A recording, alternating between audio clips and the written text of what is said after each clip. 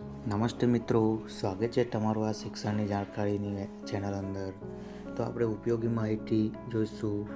તો મિત્રો આ વિડીયો અંત સુધી જોતા રહો. નમસ્તે મિત્રો.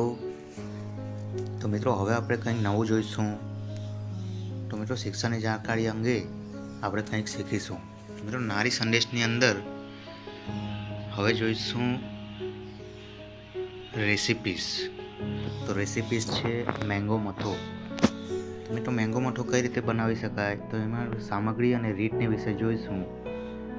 તો 500 ગ્રામ ખાંડ, 1 કિલોગ્રામ મોળું દહીં, 1 કેરી 200 ગ્રામ રબડી, ઇલાયચી, બદામ, પિસ્તા, કતરેલા પિસ્તા, કેસર ઈચ્છા મુજબ. તો મિત્રો એની રીત કઈ, આથી સામગ્રી. હવે એની રીત કઈ, તો દહીં રાત્રે એક ઝીણા કપડામાં બાંધીને લટકાવી દેવાનું. તેની નીચે એક તપેલી મૂકી દેવાની, જેથી કરીને આખી રાતમાં દહીંનું પાણી નીતરી જાય. હવે સૌપ્રથમ એક પાકી કેરીને છોલીને કાપી લો અને મિક્સરમાં ફેરવી લો. હવે પાણી નીતરાયેલા દહીંમાં ખાંડ ભેળવી લો. આ મિશ્રણમાં કેરીનો રસ મિક્સ કરી દો. આ મિશ્રણને પાતળા કપડાથી ગાળી લો. તો રબડી મિક્સ અને તેમાં રબડી મિક્સ કરો. ઇલાયચી, બદામ, પિસ્તા વાટીને કેસર નાખો અને મિશ્રણને સારી રીતે મિક્સ કરી લો અને હવે ફ્રીઝમાં ઠંડુ કરવા મૂકી દો. તો મિત્રો સ્વાદિષ્ટ માવા મિશ્રિત મેંગો મઠો તૈયાર થઈ જાય છે અને સર્વ કરવા માટે સર્વ કરો. તો બીજી એક વાનગી જોઈશું.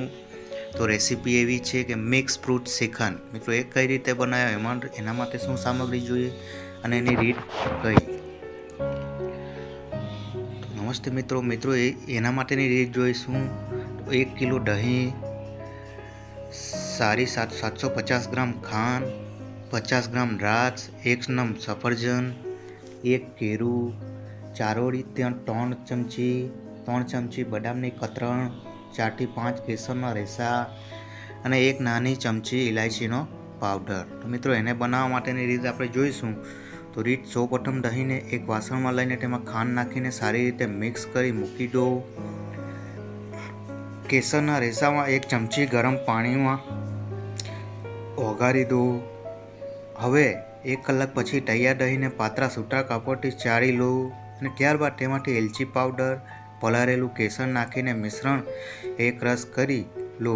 હવે દ્રાક્ષને ધોઈને છૂટી પાડો. સફરજન અને કેળાને ઝીણા સમારી લો. આ બધું ફ્રૂટ શ્રીખંડમાં નાખીને હલાવીને ઠંડુ કરીને ફ્રીઝમાં મૂકો અથવા સર્વ કરો. તો મિત્રો આ રીતે તૈયાર થાય છે મિક્સ ફ્રૂટ શ્રીખંડ અને મેંગો મઠો. મિત્રો બીજી એક માહિતી જોઈશું. તો બીટ અને તલના પરોઠા. બીટ અને તલના પરોઠા મિત્રો કઈ રીતે બનાવી શકાય, તો એના માટેની સામગ્રી અને રીત વિશે જોઈશું. તેમાં સામગ્રી વસ્તુઓ: 1/4 કપ બીટનું છીણ, 1 ચમચી તલ, અડધી ચમચી ઘઉંનો લોટ, 2 ચમચી તેલ, 1 ચમચી લાલ મરચાંનો પાવડર, અડધી ચમચી ધાણા પાવડર અને 1/4 ચમચી હળદર, ચપટી ભરી હિંગ, મીઠું સ્વાદ અનુસાર અને ઘઉંનો લોટ વણવા માટે અને 2 ચમચી તેલ તળવા માટે. તો મિત્રો આ સામગ્રીથી તૈયાર થશે બીટ અને તલના પરોઠા. તો એની રીત કઈ, તો રીતમાં મિત્રો એક ઊંડા બાઉલમાં બધી સામગ્રી ભેગી કરીને સારી રીતે મિક્સ કરી લો. થોડું પાણી ઉમેરીને મસળીને નરમ લોટ બાંધો. હવે લોટના એક સરખા ભાગ પાડી દરેક ભાગને થોડા ઘઉંના લોટની મદદથી ગોળાકાર વણી લો અને એક નોનસ્ટિક તવાને ગરમ કરી તવા પર ગરમ કરવાનું અને તવાને ગરમ કરી 1/4 તેલની મદદથી રોટી બને એમ બાજુ ગોલ્ડન બ્રાઉન થાય તે રીતે તળી લો અને પરોઠાને એકદમ ઠંડા થવા દો. તો મિત્રો આ રીતે તૈયાર થાય છે બીટ અને તલના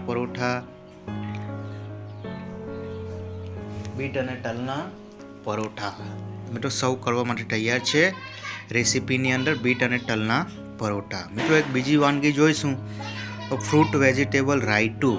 મિત્રો રાયતું કઈ રીતે બનાવવામાં આવે છે, ખૂબ સરસ અને સારી વાનગી છે. મિત્રો એના માટે સામગ્રી અને એની રીત જોઈશું. તો એના માટે 3/4 કપ ઝીણી સમારેલી કાકડી, 1/4 કપ લીલી દ્રાક્ષ, અને અડધી કાપેલી લીલી દ્રાક્ષ. મિત્રો, અડધો કપ ઝીણા સમારેલા સફરજન, અડધો કપ ઝીણા સમારેલા કેળા. મિત્રો, ફ્રૂટથી બનાવવામાં આવે છે ફ્રૂટ વેજીટેબલ રાયતું. તો મિત્રો, એના માટે ડ્રેસિંગ કરવું પડે તો 1 થી અડધો કપ તાજું દહીં, ચમચી ફ્રેશ ક્રીમ, 1 ચમચી શેકેલા જીરા પાવડર, 2 ચમચી પીસેલા સાકર, મીઠું સ્વાદ અનુસાર. મિત્રો, આ બધું ડ્રેસિંગ કરી તૈયાર કરવાનું. અને એના માટેની રીત કઈ તો એક ઊંડા બાઉલમાં બધી વસ્તુઓને તૈયાર કરેલું ડ્રેસિંગ મેળવી સારી રીતે મિક્સ કરી લો. આ મિશ્રણને રેફ્રિજરેશનમાં ફ્રીજમાં ઓછામાં ઓછું 1 કલાક માટે રાખીને મૂકી દો. ઠંડુ થાય એટલે પીરસો. મિત્રો, આ રીતે તૈયાર થાય છે ફ્રૂટ વેજીટેબલ રાયતું. સર્વ કરવું તો ખૂબ જ સ્વાદિષ્ટ અને બીટના તલના પરોઠા અને ફ્રૂટ વેજીટેબલ રાયતું ખૂબ સરસ રીતે તૈયાર થઈ જાય છે. મિત્રો, એક બીજી માહિતી જોઈશું તો પિત્ત શામક અને પાચન શક્તિ વધારવા માટેનું કયું ફળ હોય તો એ ફળ હોય છે દાડમ. મિત્રો, દાડમ વિશે જોઈશું તો એના ગુણ કયા, ઔષધિના ગુણ કયા, આહારમાં ઉપયોગ વખતે લેવાની કાળજી કઈ રાખવાની. તો મિત્રો, એના ડોઝ કયો તો ગુણ માટે જોઈશું તો મીઠા દાડમ 3 ડોઝને હરનાર, તરસ, ટીવમાં ફાયદાકારક છે, તાવમાં ફાયદાકારક છે. વળી પિત્ત શામક હોય, પિત્ત પ્રકૃતિવાળા માણસને પણ માફક આવી જાય છે. આ મીઠા દાડમ વાયુ પ્રકૃતિ માટે ઉપયોગ ઉત્તમ છે. મીઠા દાડમ બળ અને બુદ્ધિ વધારે છે. વૈજ્ઞાનિક મત પ્રમાણે દાડમમાં 10 થી 15% જેટલી શર્કરા એટલે કે મીઠાશ હોય છે. લાલ દાડમમાં લોહ તત્વ વધારે હોય છે. દાડમની છાલ પાચન શક્તિ વધારનારને ગ્રાહી છે. જૂના મરદામાં લવિંગ સાથે ઉકાળીને તેને આપવાથી બીજા ઉપચારો કરતાં વધારે ગુણ આપે છે. મિત્રો, આ છે દાડમ અને એના ગુણ.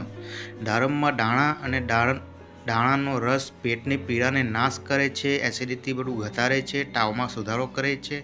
તેના માટે ફૂલગ્રાહી છે. દાડમમાં દાણામાંથી બનાવેલ શરબત રસીકર અને પિત્ત શામક હોય છે. દાડમ ખાવાથી શરીરના એક પ્રકારની ચેતના સ્ફૂર્તિ આવે છે. તો મિત્રો, આ ગુણ હતા, ફાયદા હતા. હવે એના નુકસાન વિશે, દોષ વિશે જોઈશું. તો મિત્રો, ખટુમ્ર દાડમ જઠરા અગ્નિને પ્રદીપ્ત કરનાર અને ટોળા રસાવાળા મળનું શોષણ કરનાર છે. મિત્રો, શોષી લે છે, રસાવાળા મળનું શોષે છે.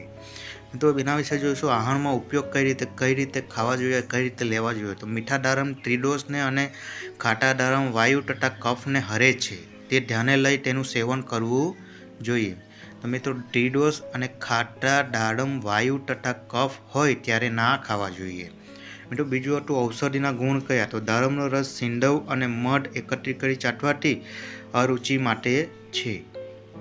પાકો દાડમ ખાવાથી અવાજ બેસી ગયો હોય તો ઉઘડે જાય છે. દાડમના ફળ છાલ ચોખામાં ઓસમમાં આપવાથી પ્રદર રોગમાં ફાયદો થાય છે. દાડમના છાલનો ટુકડો મોંમાં રાખીને તેનો રસ ચૂસવા કરવાથી ખચેલી ઉધરસ મટી જાય છે.